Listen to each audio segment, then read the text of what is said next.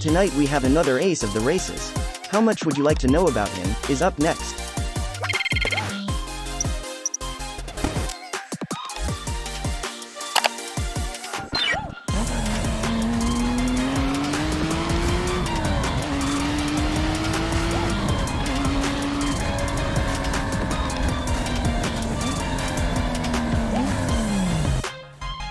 James is a content creator who does recordings for his own channels and works intimately with the biggest brands in the business to enhance new happy for their foundation.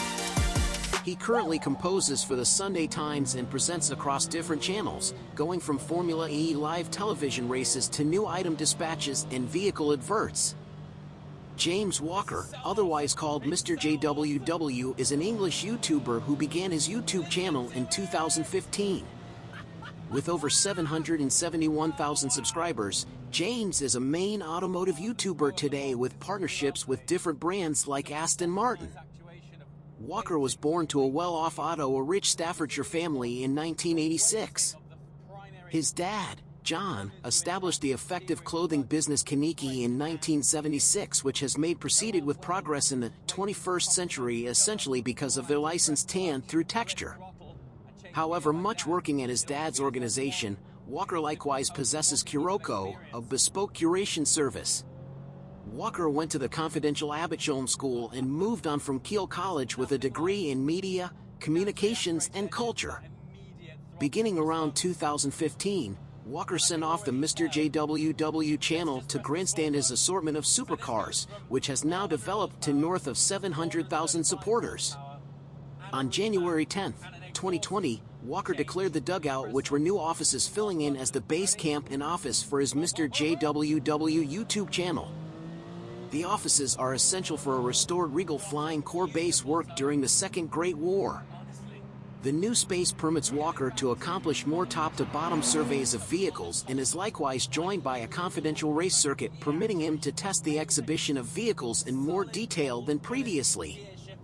The main vehicle Walker checked on and tried as a feature of the new drive was the Koenigsegg Regera. Today, James Walker's net worth is about £3 million. I know I've just completely diverted off topic. Let's go back to the weight thing. This lack of weight. 430 horsepower by modern day standards, or should I say 435 horsepower by modern day standards, doesn't sound too much, but this weighs less than a 991 GT3, which has 500 horsepower. That front end, oh wow! Listen to this.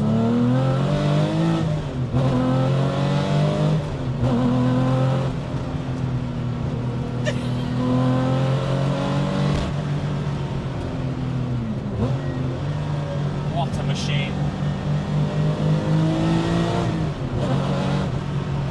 Good Lord. The work that the team have done on the engine.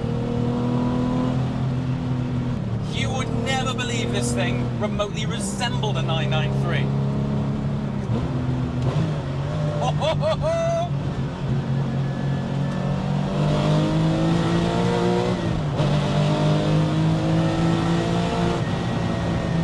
Wow, and this is where those gears really come into play when you're snapping through that box, revving all the way up to almost 8,000 RPM.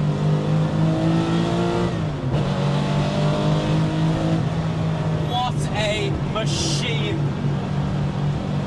And then it finds a new plane once it starts to get hot, once all of the components begin to bed in. The brakes are the primary thing I'm talking about here. That throttle meeting up with that brake pedal, it all of a sudden makes sense as to how far it sat when it was cold. Let's just talk about steering. It's so direct. I mean, back there, we were having that chat about it being a squared setup. 295 section front tyres. You and I did hear that right, yeah? I mean, the way this thing turns.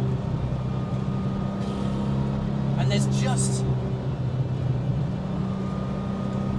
Well, turns out body roll is not in this brand's vocabulary.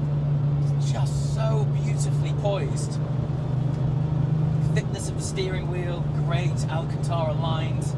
The seats, not one once have I thought about the driving position of this car, which is only a good thing. When you're thinking about the driving position, it means it's not quite right.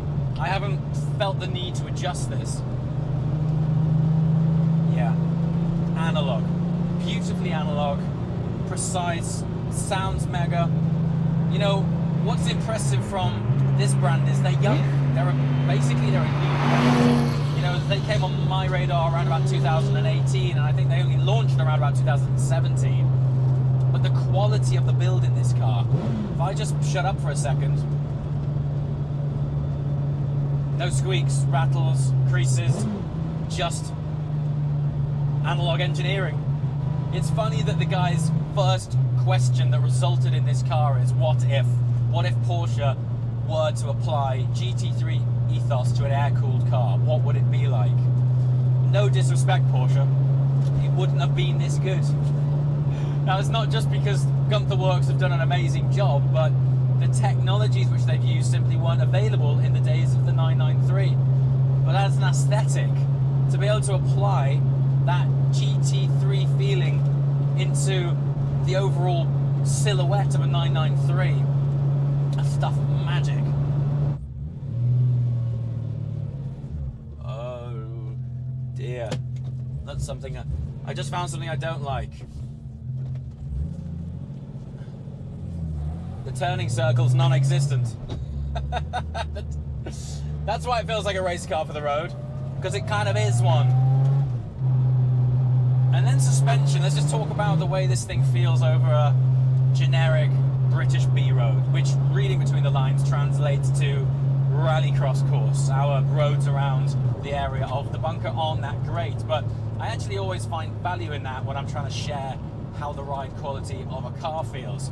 And despite the fact that this is a track-focused, track-biased, incredibly fast car, as we've seen by the recent Laguna Seca lap time, it does a really good job of adapting to and absorbing the lumps and bumps that we find on these roads. I'm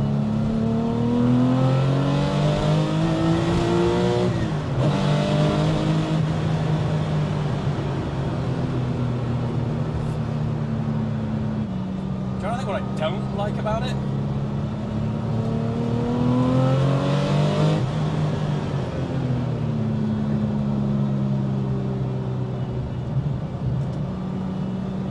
That I don't own one. As always, thanks so much for watching. I shall see you next time. Ciao!